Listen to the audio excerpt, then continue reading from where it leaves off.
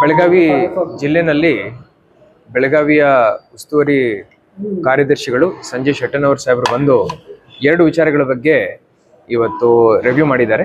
ಮೊದಲನೇದು SIR ಬಗ್ಗೆ review ಮಾಡಿ, ಎರಡನೇದು ಎಲ್ಲ ಮಾಹಿತಿಯನ್ನು ನಮ್ಮಿಂದ ಪಡೆದಿದ್ದಾರೆ. ಬರದ ಬಗ್ಗೆ ಮಾತಾಡಬೇಕಂದ್ರೆ ನಾನು ಲಾಸ್ಟ್ ವೀಕ್ ಹಿಂದಿನ ವಾರ ಹೇಳಿದ ಹಾಗೆ 3 ತಾಲೂಕುಗಳಲ್ಲಿ ಮಿಡ್ ಸೀಸನ್ ಅಡ್ವರ್ಸಿಟಿವನ್ನು ನಾವು ಡಿಕ್ಲೇರ್ ಮಾಡಿದ್ದೀವಿ. ಹೆಸರುಕಾಳು ಮತ್ತು ಉದ್ದು ಒಟ್ಟು 29,000 ಹೆಕ್ಟೇರ್ಗಳಲ್ಲಿ ಇನ್ಶೋರ್ಡ್ ಕ್ರಾಪ್ ರೈತರಿಗೆ ಸುಮಾರು 1 ಕೋಟಿ ಬರೋ ರೀತಿಯಲ್ಲಿ 3 ತಾಲೂಕುಗಳಲ್ಲಿ ಮಿಡ್ ಸೀಸನ್ ಅಡ್ವರ್ಸಿಟಿ 2 ಇನ್ಶೋರ್ಡ್ ಕ್ರಾಪ್ಸ್ಗೆ ನಾವು ಡಿಕ್ಲೇರ್ ಮಾಡ್ತೀವಿ.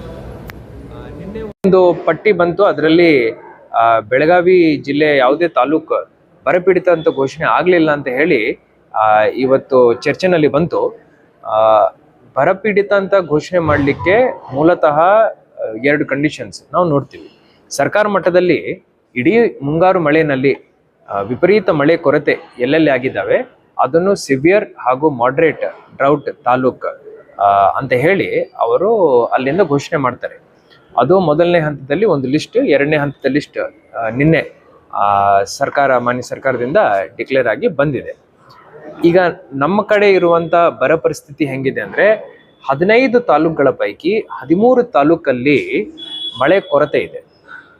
ಆಗಸ್ಟ್ ತಿಂಗಳಲ್ಲಿ ಮಾತ್ರ ಈ ಕೊರತೆ ಇದೆ. ಹಿಂಗ ಬರೇ 1 ತಿಂಗಳಲ್ಲಿ ಕೊರತೆ ಇದ್ದಾಗ ಸತತವಾಗಿ 3 ವಾರ ಮಳೆ ಆಗ್ಲಿಲ್ಲ ಅಂದ್ರೆ ಆ ತಾಲೂಕುಗಳನ್ನು ಕನ್ಸಿಕ್ಯೂಟಿವ್ 3 ವೀಕ್ಸ್ ಮಳೆ ಆಗ್ಲಿಲ್ಲ ಅಂತ ಹೇಳಿ ಬರ ಪೀಡಿತ ತಾಲೂಕು ಅಂತ ಘೋಷಣೆ ಮಾಡಬಹುದು. ಸೊ ಇದರ ಬಗ್ಗೆ ಸರ್ಕಾರ ಮಟ್ಟದ ಗಮನಕ್ಕೆ ಆಲ್ರೆಡಿ ಬೆಳಗಾವಿ ಪರಿಸ್ಥಿತಿ ಇದೆ. ಆದರೆ ಬೇರೆ ಕಡೆ ವಿಪರೀತ ಮಳೆ ಕೊರತೆ ಇದೆ ಅಂತ ಹೇಳಿ ಆ ತಾಲೂಕುಗಳನ್ನು ಫಸ್ಟ್ ಡಿಕ್ಲೇರ್ ಮಾಡ್ಕೊಂಡಿದ್ದಾರೆ. ನಾವು ನಮ್ಮ ರೇನ್ ಗೇಜ್ ಡೇಟಾ ಪ್ರಕಾರ ಸದ್ಯಕ್ಕೆ 15 ತಾಲೂಕುಗಳ ಪೈಕಿ 13 ತಾಲೂಕಲ್ಲಿ ಸರಿಸುಮಾರು 25ರಷ್ಟು ಕೊರತೆ ಆಗಸ್ಟ್ ತಿಂಗಳಲ್ಲಿ ಮಳೆಯಲ್ಲಿ ನಾವು ನೋಡಿದ್ದೀವಿ.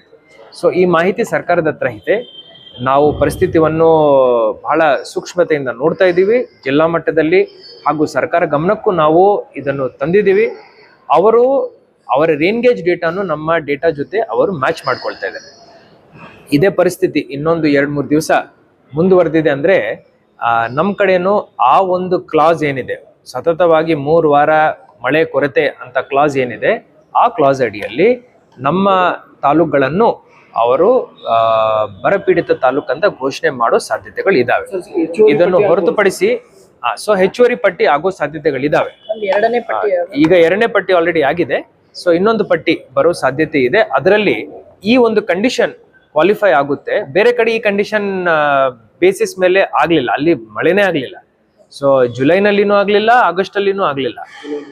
ಆ ತಾಲೂಕ್ ಇಡೀ ಮುಂಗಾರು ಮಳೆಯಲ್ಲಿ ಕೊರತೆ ಇದೆ ಅಂತ ಹೇಳಿ ಆ 2 ಪಟ್ಟಿಗಳಲ್ಲಿ ಬರ ಪೀಡಿತ ತಾಲೂಕುಗಳಂತ ಘೋಷಣೆ ಆಯ್ತು.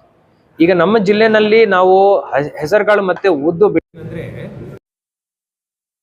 ಮತ್ತೆ ಗೋವಿನ ಇಲ್ಲಿನೂ ಮಿಡ್ ಸೀಸನ್ ಅಡ್ವರ್ಸಿಟಿ ಡಿಕ್ಲೇರ್ ಮಾಡೋ ಸಾಧ್ಯತೆಗಳು ನಮಗೆ ಕಂಡು ಬರ್ತಾ ಇದ್ದಾವೆ. ಇವತ್ತು JD ಅಗ್ರಿಕಲ್ಚರ್ ನಾವು ಇದರದ್ದು ರಿಪೋರ್ಟ್ ತರಿಸ್ಕೋಬೇಕು, ನಮಗೆ ಕೊಡಬೇಕು. ಇನ್ಶೂರೆನ್ಸ್ ಕಂಪ್ನೀಸ್ ಜೊತೆ ನಾವು ಮಾತಾಡ್ಕೊಂಡಿದ್ದೀವಿ. ಎಲ್ಲೆಲ್ಲಿ ಸೂರ್ಯಕಾಂತಿ ಹಾಗೂ ನಮ್ಮ ಗೋವಿನ 50%ಗಿಂತ ಜಾಸ್ತಿ ಕ್ರಾಪ್ ಡ್ಯಾಮೇಜ್ ಆಗಿದೆ, ಅಲ್ಲಿ ಮಿಡ್ ಸೀಸನ್ ಅಡ್ವರ್ಸಿಟಿ ಡಿಕ್ಲೇರ್ ಮಾಡಲಿಕ್ಕೆ ಸಾಧ್ಯವಾಗುತ್ತೆ. ಈಗ ನಾವು ನಿನ್ನೆ ನಮ್ಮ ವಿಪತ್ತು ನಿರ್ವಹಣೆ ಡಿಸಾಸ್ಟರ್ ಮ್ಯಾನೇಜ್ಮೆಂಟ್ ಪ್ರಿನ್ಸಿಪಲ್ ಸೆಕ್ರೆಟರಿ ಸಾಹೇಬರು ಮನೋಜ್ ಕುಮಾರ್ ಮೀನಾ ಸಾಹೇಬ್ರ ಜೊತೆ ನಾನು ಖುದ್ದಾಗಿ ಮಾತಾಡಿದ್ದೀನಿ.